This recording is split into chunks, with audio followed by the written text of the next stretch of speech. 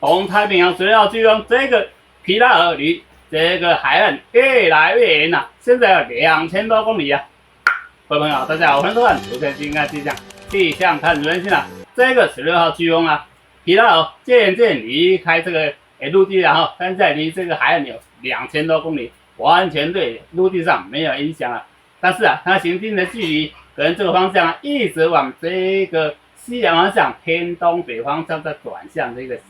西北方向。为什么呢？因为啊，我们看到啊，它的上方有高压存在，这个高压会裂开来啊，有一个缝隙，然后从这个缝隙慢慢转过去。它的中间气压值啊，目前是1200帕，中间时速大概75公里，这是9级台风的威力啊。向这个西南方向一直转身过来，会慢慢的靠近到931附近了。这个931被这个系统所牵引跟挤压，开始转向西北方向，中间气压值是维持在1900帕，中间值是45，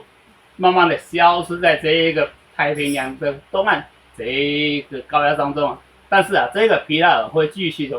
转向东北方向，再过来一点，再转向西北方向，绕过这个高压的边缘，一直循环上来。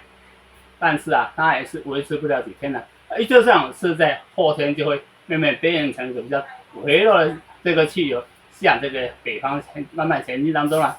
所以啊，这个皮拉尔在未来几天就会消失掉。但是啊，我们在加勒比海里面拿一个97L，离这个尼加拉瓜原本是有200多公里，现在已经登陆上尼加拉瓜，但是它是一个小小的风暴，大概是5级到7级台风的威力啊，所以没有什么影响力啊，只是会下一些雨在尼加拉瓜这里。所以啊，但是从地图上看起来，这3个系统啊，97L 跟这个皮拉尔跟这个931，感觉上就像一条线一样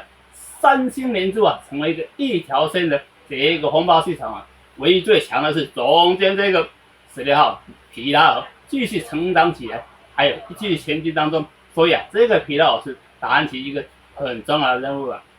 到底有没有可能持续发展起来，还是在未来2-3天就消失在东太平洋里面呢？请继续收看昨天金开机讲气象看主任好，拜拜。